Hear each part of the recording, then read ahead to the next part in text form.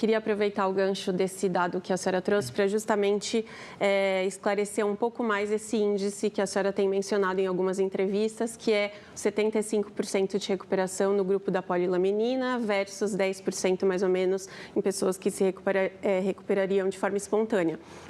Se a gente for ler o pré-print, o artigo, né, que vocês disponibilizaram, a gente vê que, então, dos 8 pacientes, na verdade, 3 morreram, porque um morreu um pouquinho depois. Teve o Bruno, que teve essa melhora extraordinária, recuperou totalmente, mas os outros 4, eles tiveram uma pequena evolução motora, mas eles continuaram ali num score que ainda, pelo que eu conversei com neurologistas, ainda são paraplégicos ou tetraplégicos. Então, eu queria que a senhora explicasse um pouco melhor, assim, esse 75%, né, porque é uma amostra pequena de 8 pacientes, teve essas 3 mortes e o Bruno foi realmente um resultado extraordinário. E aí, te perguntar também, né, se fazer essa comparação 75% com 10%, às vezes não cria uma expectativa irreal para as pessoas, achando que todo mundo teve esse resultado do Bruno.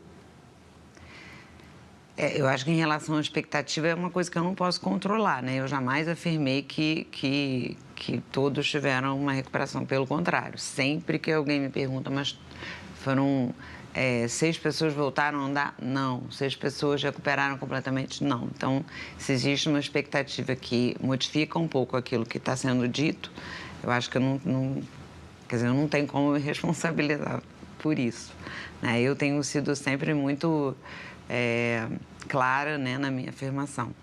Em relação a essas melhoras, isso não é uma coisa que eu tenha inventado.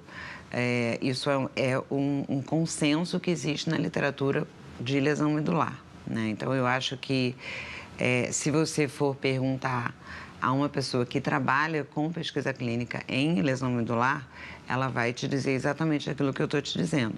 Agora, é preciso que a pessoa tenha um conhecimento um pouco mais especializado, né? Porque isso não é de domínio muito comum, não é todo mundo que tem esse conhecimento. Então, a minha história é de uma pessoa que era uma pesquisadora de laboratório. Eu trabalhava com ciência básica, né? Bem básica mesmo. Estava termodinâmica de proteínas.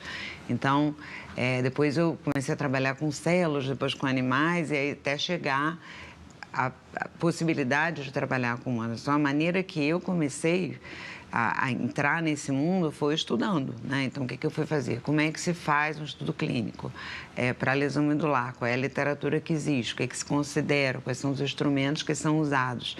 E foi um processo bastante lento, né?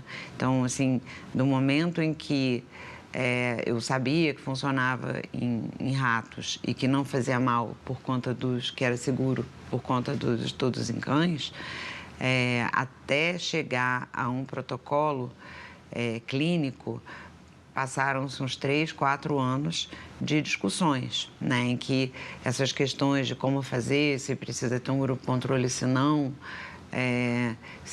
que instrumentos para avaliação de desfecho você vai usar, tudo isso foi muito bem discutido, né? E eu conversei com algumas pessoas, com um colega meu com quem eu, inclusive, comecei a trabalhar com a polilaminina, que ensinou a gente a fazer, ele confirmou tudo que eu estava imaginando. Então, assim, houve uma discussão muito grande baseada na literatura, né? Mas, assim, a proposta que nós fizemos e o desenho experimental que nós fizemos, ele é absolutamente clássico, né? Dentro da literatura na área, é exatamente assim que se faz. Começa com o estudo piloto, sem um grupo controle, com um N pequeno e usando o AIS como desfecho principal e considerando que o clique, né? Aquilo que diz que uma droga pode ser eficaz é a passagem de AIS-A para AIS-C. Então, não é para B, não é para D, é para C. Então, existe uma gradação, que é A, B, C, D e E.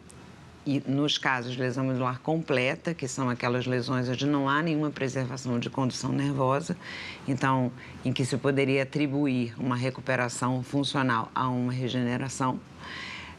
Então, nesses casos de AIS-A, a recuperação até adquirir controle motor é de 10%. Tá? Existem estudos na Europa que chegam a apontar 14, 15, mas as meta-análises mais recentes estão mostrando 9%. Isso é feito com 10 mil pacientes, né?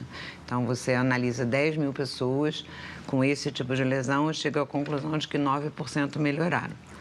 Então, eu acho, e você usa o mesmo instrumento e faz exatamente a mesma pergunta que chegou aos 9% e acha 75%.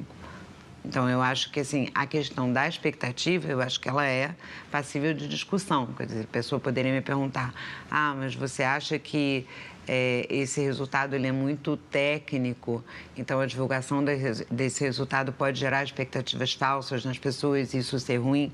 Eu aceito discutir essa questão, porque, assim, eu também me pergunto se foi a hora de divulgar ou não.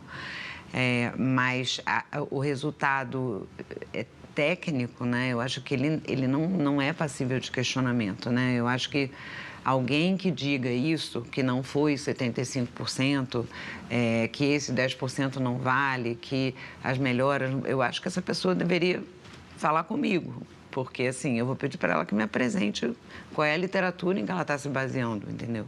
Porque eu sei a literatura que eu estou me baseando. E eu posso apresentar isso, assim, para mim, eu não tenho nenhuma dúvida de que nós fizemos uma avaliação correta dos dados que nós tivemos.